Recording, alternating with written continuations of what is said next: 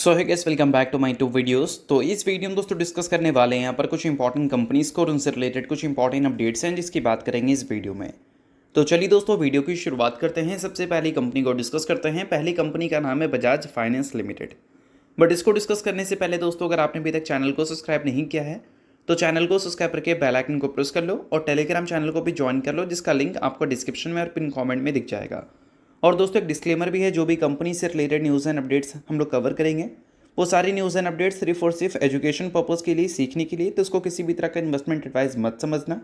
आप खुद से रिसर्च और एनालिसिस भी कर सकते हैं। तो चलिए दोस्तों वीडियो की शुरुआत करते हैं। सबसे पहले बात करते हैं बजाज फाइनेंस से रिलेटेड कुछ इंपॉर्टेंट न्यूज़ एंड अपडेट्स के बारे में। सो दोस्तों अगर हम बात करें रिसेंट में, तो बजाज फाइनेंस काफ़ी ज़्यादा फोकस में रहती हुई देखने को मिली थी, क्योंकि हमें जीएसटी कट की न्यूज़ सुनने को मिला था, जिससे इन्वेस्टर्स ने ये उम्मीद लगाया था कंपनी से कि इसके जो बिजनेस है वो आने वाले क्वार्टर्स में अच्छा परफॉर्म हमें करते हुए देखने को मिलेंगे। बट मैनेजमेंट ने कुछ भी स्टेटमेंट दिया नहीं था उस टाइम। बट अब दोस्तों मैनेजमेंट की तरफ से भी स्टेटमेंट आ चुकी है। किसने स्टेटमेंट दिया है? संजीव बजाज ने दिया है, जो कि बजाज फिनसर्व की बोल सकते हैं चेयरमैन है। और बजाज फिनसर्व कौन है? बजाज फाइनेंस की पेरेंट कंपनी है। अब स्टेटमेंट हमें ये देखने को मिला कि जीएसटी रिफॉर्म जो है वो स्टेज सेट कर रही है नेक्स्ट इन्वेस्टमेंट साइकिल के लिए। और आने वाले क्वार्टर्स की अगर हम बात करें तो ये एक टेलविंड सिचुएशंस क्रिएट करेगी फॉर ग्रोथ। तो ओवरऑल अगर हम देखें तो आने वाले क्वार्टर्स को लेकर इस कंपनी के मैनेजमेंट से ये स्टेटमेंट आ रहा है कि कंपनी के नंबर्स अच्छे हमें देखने को मिल सकते हैं। और साथ में उन्होंने ये भी बताया है कि 2017 में जीएसटी इंट्रोड्यूस हुआ था, उसके बाद से लेकर अब तक अगर हम देखें तो सबसे बड़ा रिफॉर्म हमें देखने को मिला है, जो कि एक तरह से देखा जाए तो सबसे बड़ी खबर है अब तक की जीएसटी से रिलेटेड हम बात करें तो। और इसके बाद उन्होंने बोला है कि जीएसटी जो कट हुआ है ये बोल सकते हैं डिलीवर करेगा powerful boost to demand, lending and financial services. और साथ में उन्होंने ये भी मेंशन किया है कि ये जीएसटी कट कंजप्शंस को और भी ज़्यादा स्ट्रेंथ प्रोवाइड करेगा अर्बन एंड रूरल मार्केट में। और साथ में उन्होंने ये भी हाईलाइट किया है जो स्मॉल बिजनेसेस होते हैं, एमएसएमई सेगमेंट जो होते हैं, फाइनेंशियल इंस्टीट्यूशंस होते हैं, उसको भी ये सपोर्ट करने का काम करेगा। सबसे इंटरेस्टिंग पॉइंट ये है कि एमएसएमई सेगमेंट उन्होंने हाईलाइट किया है, और ये सेगमेंट बजाज फाइनेंस के लिए बहुत ही ज़्यादा पिछले कुछ टाइम में इंपॉर्टेंट रहा है, क्योंकि इस वजह से कंपनी को बहुत ज़्यादा प्रॉब्लम्स हुई हैं, ऐसा भी हम बोल सकते हैं। सो अब दोस्तों वीडियो में आगे बढ़ने से पहले बात कर लेते हैं एक सेबी रजिस्टर्ड टेलीग्राम चैनल के बारे में, जो कि अपने ही टीम मेंबर का है। और उसको अगर आपने अभी तक ज्वाइन नहीं किया है तो आप उसको ज्वाइन कर सकते हैं। अब देखो ज्वाइन करने का सबसे बड़ा बेनिफिट क्या है कि काफ़ी सारी कंपनी के जो चार्ट्स होते हैं उसको अच्छी तरह से एनालिसिस कर कर आपको यहाँ पर अपडेटेड देखने को मिलता है। और सेबी रजिस्टर्ड टेलीग्राम चैनल है, तो सेबी रजिस्टर्ड रिसर्च एनालिस्ट के द्वारा अच्छी तरह से प्रॉपर एनालिसिस करके ही ये सारी डिटेल्स आपको देखने को मिलती हैं। तो लिंक आपको डिस्क्रिप्शन में दिख जाएगा, लिंक के थ्रू जाकर चैनल को ज्वाइन कर लो। वो ऐसे दोस्तों क्योंकि अगर हम बात करें बजाज फाइनेंस के रेवेन्यू एंड प्रॉफिट ग्रोथ के बारे में, तो पिछले 10 साल और 5 साल और 3 साल का अगर ग्रोथ रेट देखोगे तो रेवेन्यू का देखो या फिर प्रॉफिट का देखो, दोनों किसी को भी इंप्रेस इजिली कर सकता है। बट पिछले एक साल में देखें तो ग्रोथ रेट अभी भी डबल डिजिट में है, बट रेवेन्यू के कंपैरिजन में जो प्रॉफिट ग्रोथ रेट है वो हमें कम होती हुई देखने को मिली है, जो कि पिछले 3 साल, 5 साल और 10 साल के सीजीआर में देखने को मिला नहीं है। और मार्केट को प्रॉफिट से कितना प्यार है ये तो आप सभी जानते हैं। और पिछले एक साल में जो प्रॉफिट ग्रोथ कंपनी का वीक हुआ है वो इसलिए हुआ है क्योंकि कंपनी का जो एमएसएमई सेगमेंट है वो पहले जैसा परफॉर्मेंस नहीं दे रहा है। वहाँ पर कंपनी को बोल सकते हैं एसेट क्वालिटीज़ में प्रॉब्लम हो रही है मेंटेन करने में। अब एमएसएमई का मतलब होता है क्या है? स्मॉल माइक्रो इंटरप्राइजेस जो बोल सकते हैं कंपनीज, उनको जो लोन डिस्ट्रीब्यूट करती है बजाज फाइनेंस जैसी कंपनीज, वहाँ पर लोन डिफ़ॉल्ट होने के चांसेस काफ़ी ज़्यादा रहते हैं, क्योंकि वहाँ पर रिस्क ज़्यादा होता है। और एमएसएमई सेगमेंट के जो एसेट्स हैं उनकी क्वालिटीज़ पिछले कुछ टाइम में लगातार गिरती हुई दिखी है, और इसी वजह से बजाज फाइनेंस के पिछले कुछ टाइम में जो नंबर्स हैं उसमें भी इसका साफ साफ इम्पैक्ट हमें देखने को मिला है। तो अभी मैनेजमेंट क्या बोल रही है? मैनेजमेंट ने यही बताया है ना कि जीएसटी कट की वजह से जो एमएसएमई सेगमेंट है, स्मॉल बिजनेसेस हैं, फाइनेंशियल इंस्टीट्यूशंस हैं, वो सारा अच्छा परफॉर्म करता हुआ दिखेगा, क्योंकि कंजप्शन हमें स्ट्रांग होता हुआ दिख सकता है। तो इन सारी चीज़ों को नोट कर सकते हैं, क्योंकि बिजनेस से रिलेटेड काफ़ी इंपॉर्टेंट स्टेटमेंट दिखा था इन कंपनी के मैनेजमेंट की तरफ से। बाकी कोई रिकमेंडेशन नहीं है, सभी चीज़ें सिर्फ और सिर्फ एजुकेशन पर्पज़ के लिए हैं। तो चलिए दोस्तों बात करते हैं अब अगली कंपनी के बारे में। सो अगली कंपनी का नाम है बीएससी लिमिटेड। सो दोस्तों अगर हम बीएससी की बात करें तो पिछले कुछ दिनों में ये कंपनी आपको काफ़ी ज़्यादा फोकस में देखने को मिल रही थी। अब इसके पीछे का सबसे बड़ा रीज़न है एक्सपायरी। अभी रिसेंटली एक आर्टिकल पब्लिश हुआ था जिसमें मेंशन था कि सितंबर के महीने की बात करें तो पहली थर्सडे एक्सपायरी हमें देखने को मिली बीएससी की, और उसी वजह से बीएससी आपको अच्छी परफॉर्मेंस भी डिलीवर करती हुई दिखी। बट शुरू में जो आर्टिकल पब्लिश हो रहा था वो ये था कि एक्सपायरी जो बीएससी का पहले ट्यूसडे को था उसको बदलकर जो सेबी ने थर्सडे शिफ्ट कर दिया था, उससे बीएससी के जो नंबर्स हैं उसमें इम्पैक्ट हमें देखने को मिल सकते हैं, क्योंकि वॉल्यूम्स जो बीएससी को पहले मिला करता था वो अब में भी उनको मिलता हुआ देखने को ना मिले, तो मार्केट शेयर को भी बीएससी लूज़ कर सकती है, ये पहले रिपोर्ट्स दावा कर रहे थे। बट क्या हुआ है थर्सडे के दिन, देखो मेंशन है यहाँ पर, एक्सचेंज का जो average daily option premium turnover है थर्सडे के दिन हमें ऑलमोस्ट डबल होता हुआ दिखा।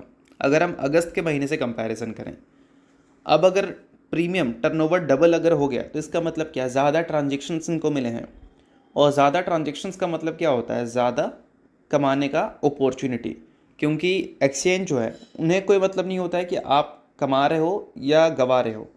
अगर आप ट्रेड करोगे तो आप एक्सचेंज को फ़ायदा दोगे, और जितना ज़्यादा ट्रेडिंग उतना ज़्यादा फ़ायदा। तो अगस्त के महीने में जो इनके टर्नओवर्स हमें देखने को मिलते थे वो सितंबर में जो पहली एक्सपायरी थी थर्सडे के दिन वो हमें डबल होते हुए दिखे, ऑलमोस्ट डबल, मतलब डबल के करीब। और ये चीज़ मार्केट को बिल्कुल भी बोल सकते हैं उम्मीद नहीं था, और इन्हीं सारी चीज़ों की वजह से बीएससी में आपको लास्ट ट्रेडिंग डे अच्छी परफॉर्मेंस विटनेस करने को मिला था, क्योंकि एक्सपायरी अगर ऊपर रहेगा तो इससे क्या है, इससे बीएससी के जो आने वाले क्वार्टर्स के अर्निंग्स हैं उसमें हमें अच्छी परफॉर्मेंस दिख सकती है। और अगर हम बात करें सितंबर में, अगर ऐसा डेटा हमें आता हुआ दिखा जिसमें एक्सपायरी के दिन अगर इनके टर्नओवर डबल होते हुए दिखे अगस्त के महीने के कंपैरिजन में, तो इससे एक पॉजिटिव साइन बनता है सितंबर के महीने का अच्छे जाने का। और अगर हम बात करें अगस्त के महीने का, तो अगस्त के महीने का जो डेरिवेटिव वॉल्यूम्स हमें देखने को मिला था वो जंप ही करती हुई देखने को मिली थी, और कैश टर्नओवर जो है वो हमें रिमेन कमज़ोर ही रहते हुए देखने को मिले थे। तो बोल सकते हैं जुलाई का महीना भी ठीक गया, अगस्त का महीना भी ठीक गया अगर डेरिवेटिव वॉल्यूम्स के हिसाब से देखें, और सितंबर भी अगर ठीक जाता है तो क्वार्टर टू के जो अर्निंग्स हैं वो वंस अगेन बीएससी के जो पिछले कुछ क्वार्टर से लगातार अच्छे दिख रहे हैं वैसे ही देखने को मिल सकते हैं। बट इसमें बहुत ज़्यादा मैटर करेगा कि सितंबर का पहला एक्सपायरी तो अच्छा गया, बट बाकी का एक्सपायरी हमें कैसा जाता हुआ देखने को मिले, तो इस चीज़ को थोड़ा सा ध्यान में रखना। बाकी चीज़ें सिर्फ एजुकेशन पर्पज़ के लिए, तो किसी भी तरह का रिकमेंडेशन समझने की ज़रूरत नहीं है। तो चलिए दोस्तों बात करते हैं अब अगली कंपनी के बारे में जिसका नाम है Mazagon dock ship builders limited. But इसको डिस्कस करने से पहले दोस्तों, अगर आपने अभी तक मेरे टेलीग्राम चैनल को ज्वाइन नहीं किया है तो आप उसको ज्वाइन कर सकते हैं, जिसका लिंक आपको डिस्क्रिप्शन में और पिन कमेंट में दिख जाएगा। काफ़ी सारी कंपनी के चार्ट्स वगैरह आपको वहाँ पर अपडेटेड देखने को मिलते हैं एक प्रॉपर एनालिसिस के साथ।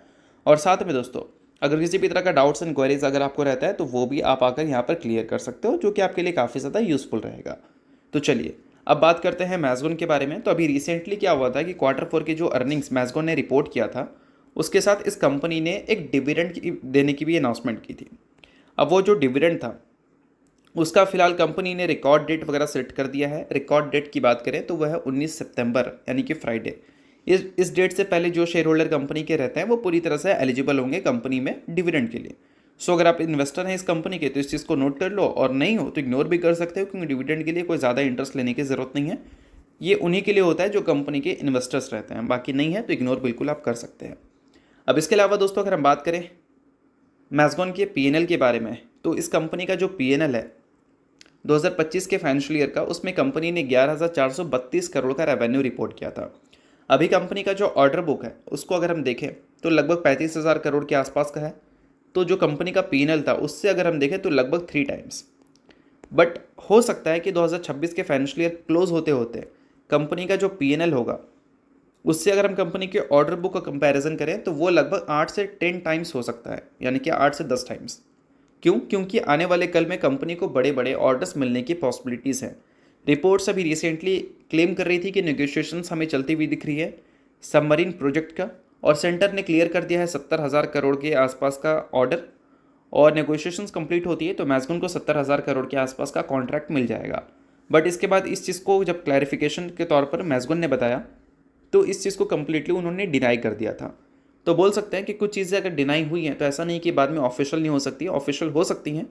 और अगर ऑफिशियल होती हैं तो 2025 में 35,000 करोड़ के आसपास की ऑर्डर बुक कंपनी ने क्लोज किए थे। 26 में ये नंबर 1 लाख करोड़ के भी ऊपर जा सकता है। और ये अगर होता है तो कंपनी के जो सेल्स हैं उससे अगर हम देखें तो कंपनी के ऑर्डर बुक का जो साइज़ है वो 8 to 10 टाइम्स तो हमें डेफिनेटली देखने को मिल जाएगा। और अगर मार्केट कैप के हिसाब से देखें तो जितना बड़ा मार्केट कैप है उतने बड़ा कंपनी के ऑर्डर बुक का साइज़ भी हमें देखने को मिल सकती हैं। तो इस चीज़ को आप थोड़ा ध्यान में रखना। बाकी अगर हम बात करें पिछले फाइनेंशियल ईयर की, तो कंपनी के रेवेन्यू ग्रोथ तो हमें अच्छी ही देखने को मिले थे, बट प्रोविजन बढ़ने की वजह से प्रॉफिट ग्रोथ कुछ खास अच्छी देखने को हमें मिली नहीं थी।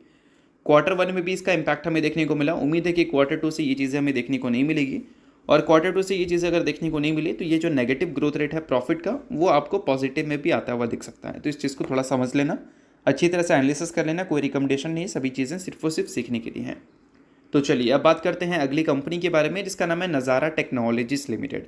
अभी रिसेंटली कंपनी ने स्प्लिट और बोनस की अनाउंसमेंट की थी। अगर हम बात करें स्प्लिट की, तो 1:2 के रेशियो में कंपनी ने स्प्लिट दिया था, और बोनस 1:1 के रेशियो में कंपनी ने दिया है। सो अगर आप इस कंपनी के शेयर होल्डर हैं तो एक के बदले कंपनी आपको 4 इक्विटी शेयर देगी, बोनस स्प्लिट दोनों को इंक्लूड कर। सो अगर आप इस कंपनी के शेयर होल्डर हैं तो इस चीज़ को आप नोट कर सकते हैं। शेयर होल्डर नहीं, इग्नोर कर सकते हैं, न्यूज़ थी इस वजह से मैंने बता दिया। बाकी ये किसी भी तरह का रिकमेंडेशन वगैरह नहीं है। तो चलिए दोस्तों, ये वीडियो यहीं तक था। ऊपर तो वीडियो आपको अच्छा लगा, वीडियो लाइक कीजिए, पहली बार सब्सक्राइब कीजिए। वीडियो के लिए बहुत बहुत शुक्रिया।